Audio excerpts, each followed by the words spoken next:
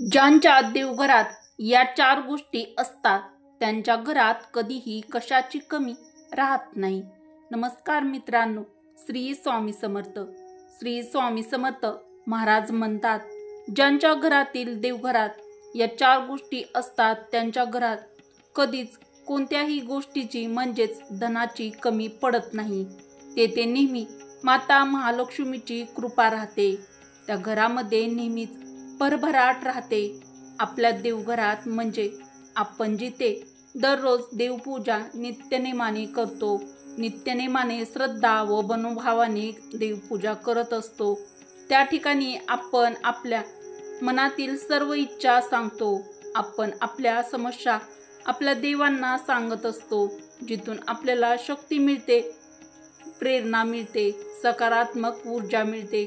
अशा पवित्र देवघरामध्ये म्हणजेच अशा पवित्र ठिकाणी जिथून आपल्याला आपल्या देवांचे आशीर्वाद मिळतो, जिथून आपल्याला शक्ती मिळते, संपूर्ण घराला वाईट शक्तीपासून वाचवण्याची शक्ती मिळते, अशा देवघरात श्री स्वामी समर्थ महाराजांनी सांगितलेल्या या 4 गोष्टी आपण आपल्या देवघरात ठेवल्याच पाहिजेत। मध्ये पुढे जाण्याआधी मित्रांनो, कमेंट बॉक्समध्ये श्री स्वामी समर्थ टाईप करायला अजिबात विसरू नका। मित्रांनो, यातील पहिली वस्तू आहे ती म्हणजे चंदनाचे लाकूड। चंदन हे शांती व शीतलतेचे प्रतीक आहे। चंदनाची खोड, लाकूड व सहन आपल्या देवघराच्या ठिकाणी ही जरूर ठेवावी। चंदनाचा फक्त वास आणि आपले मन अगदी प्रसन्न होते। सुवासिक चंदनाचे आपल्या मनातील वाईट विचार नाहीसे होतात। चंदनाला शाळीग्राम व शिवलिंगावरही लावतात। चंदनाचा एक टिका आपण जर दररोज आपल्या कपाळावरती लावल्याने आपले कपाळ, डोके शांत राहते। जर आपल्या घरात चंदन असेल तर आपल्या घरात शांती, समाधान नेहमी राहते। म्हणून आपल्या देवघरामध्ये थोडेसे तरी चंदन असायलाच हवे। तर मित्रांनो, तुमच्या पण देवघरामध्ये तुम्ही चंदन ठेवता का, हे मला नक्की कमेंट करून नक्की कळवा। दुसरी वस्तू आहे शंख। मित्रांनो, ज्या घरातील देवघरामध्ये शंख असतो त्या घरात नेहमीच माता महालक्ष्मी ही नांदतेच। शंख हे सूर्य व चंद्र देवासारखे आहेत।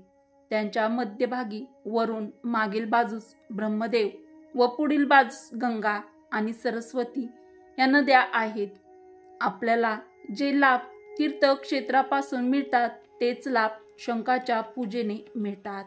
म्हणून आपल्या देवघरात एक तरी शंख आपण जरूर ठेवावा आणि या शंखाची आपण दररोज नित्यनेमाने मनोभावाने श्रद्धापूर्वक दररोज पूजा करावी। मित्रांनो, तिसरी वस्तू खूप महत्त्वाची आहे। ती वस्तू म्हणजे शिवलिंग। आपण आपल्या देवघरात शंकराची मूर्ती किंवा शंकराचा फोटो आपल्या देवघरामध्ये किंवा घरामध्ये आपण ठेवत नाहीत, त्यांची पूजा करत नाही। मात्र आपण महादेवाचे लिंग किंवा महादेवाची पिंड आपण पूजत असतो।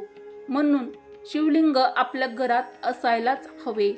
शिवलिंग हे आपल्या देवघरातील देवपूजेसाठी योग्य मानले जाते। मैत्रिणींनो, तुमच्या पण देवघरामध्ये तुम्ही शिवलिंग ठेवत असाल तर ते कोणत्या प्रकारचे व कसे शिवलिंग आहे ते देखील नक्की कळवा। आपल्या घरातील देवघरात हे शिवलिंग ठेवल्याने आपल्या घरातील ऊर्जा ही संतुलित राहते आणि आपल्या घरात सकारात्मकता टिकून राहते। आपल्या घरात वाईट शक्ती येण्यापासून वाचवते।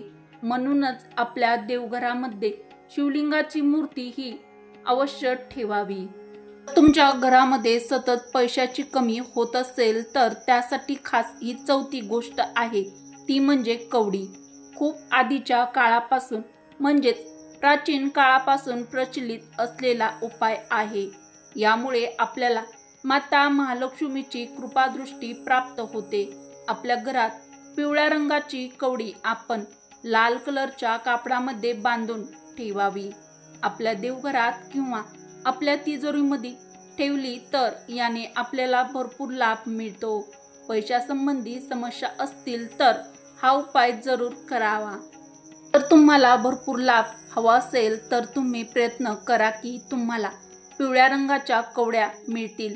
जर त्या मिळाल्या नाही तर तुम्ही पांढऱ्या रंगाच्या कवड्या देखील चालतील म्हणजेच ठेवू शकता. तर मित्रांनो, या 4 वस्तू आपल्या देवघरात नक्की ठेवा.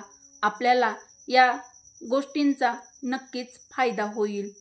मित्रांनो, वरील उपयुक्त व आध्यात्मिक माहिती जर तुम्हाला आवडली असेल तर मराठी रोहिणी किचन या आपल्या मराठमोळ्या चॅनलला लाईक, शेअर व सबस्क्राईब देखील जर तुम्ही आणखीन सबस्क्राईब केलं नसेल तर नक्की करा. उपयुक्त व्हिडिओ आवडला असेल तर तुमच्या मित्र परिवारासोबत, बहिणींसोबत शेअर नक्की करा. परत भेटू अशाच आध्यात्मिक माहितीसह व एखाद्या छानशा व्हिडिओमध्ये. कमेंटमध्ये श्री स्वामी समर्थ टाईप करायला अजिबात विसरू नका. व्हिडिओ पूर्ण पाहिल्याबद्दल तुमचे मनापासून धन्यवाद. श्री स्वामी समर्थ. जय श्रीराम, जय हनुमान, जय श्रीकृष्ण, जय माता महालक्ष्मी.